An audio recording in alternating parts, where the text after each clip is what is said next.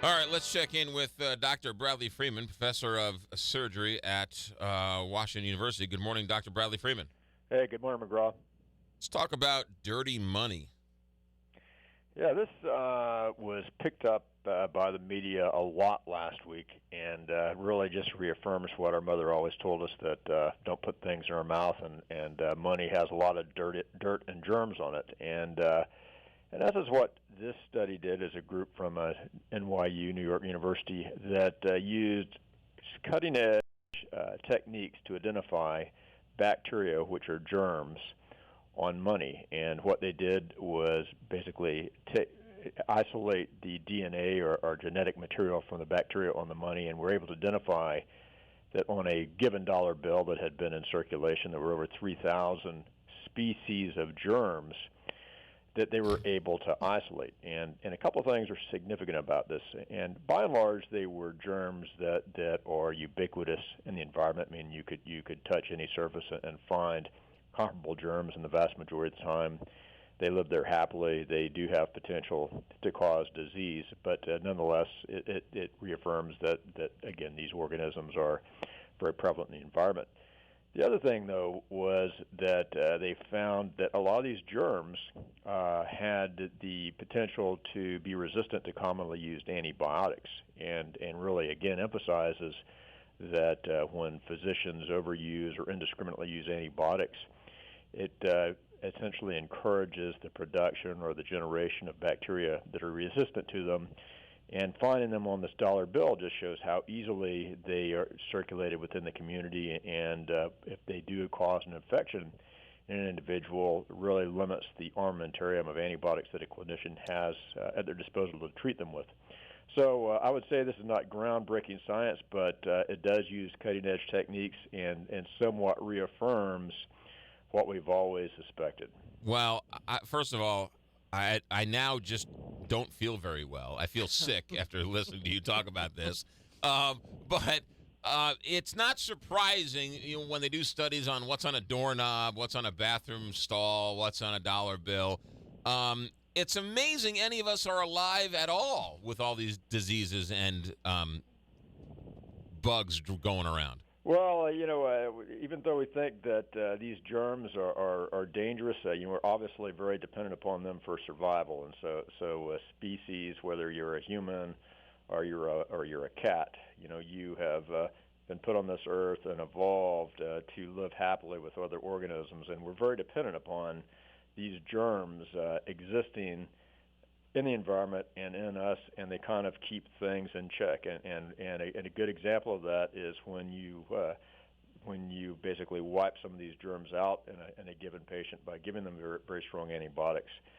That can have very adverse consequences. So I think we live within a lot of harmony with the environment, and I think that's another message from this story. Yeah. All right. Let's move on. What's this story you passed along to me about soldiers coming back from deployment? What's this all about?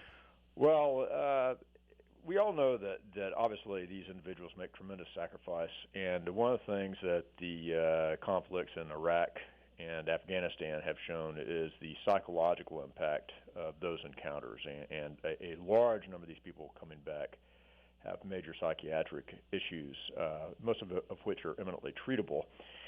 And so, to their credit, the Defense Department and the branches of the military have invested a lot of financial and material resources in trying to screen for these disorders and treat them. And recently there have been calls to audit, if you will, the effectiveness of these programs. And the Institute of Medicine, which is a very prestigious group, they don't have an agenda. They're scientists drawn from all spectrum of the various learned arts, reviewed these programs and were somewhat critical, specifically that a lot of very elaborate and expensive programs are in place, which are not based on very much evidence with respect to being effective. And they're not critical that they're not spending the resources, but they are critical that they are doing things that probably don't have a lot of evidence and are making the case that we really need to audit this process. There needs to be quality assurance. We need to improve the services that we're providing our men and women in uniform and provide them with the state-of-the-art treatment for these conditions. And so you can imagine that a large government organization that spends a lot of money can start putting something in place that has a lot of inertia but is not particularly effective. And that's what this report is meant to call attention to, that we really want to make sure that these resources are spent in a responsible fashion and that we're doing the best for the men and women in uniform. Some of these numbers are pretty striking. These soldiers coming back from deployment, 26% of them have some type of adjustment disorders. 17%. 26% of individuals with this. If you take all the group of people that have some type of psychiatric or psychological consequence of serving, some form of adjustment disorder is the most common. So they estimate of all the troops that have served, roughly 1 million have some type of psychological disorder. And of that, adjustment disorders, meaning trying to readjust to civilian life, depression, substance abuse, et cetera. All these things we've heard about are very prevalent, and we do have to make sure that we're providing the best service to these individuals. I don't know why it's so hard to take care of these people who come back, and why it's so difficult, and why it sounds like the resources are there, but they're just not doing it right, or it just seems to me like we're making it so hard to help these people out when they come back. Well, I think the issues are twofold. So, I think one of the things they bring up is that we don't have a lot of experience necessarily with treating these types of problems related to a military deployment, and there's probably some limitations from extrapolating to, say, somebody in the civilian sector to somebody in the military. And the second piece is that a lot of these programs are based on very weak or lack of compelling evidence. And I think that's the message they're getting across, is that we have to do this on the best available evidence. Dr. Bradley Freeman, have yourself a good day. Thanks for checking in. Great as always. Hey, have a great day. 8:29, make it 8:30. Traffic, weather, sports, news, and then Kat Neville with Feast Magazine. She'll give us a couple of restaurants. Stay right there. Big 550,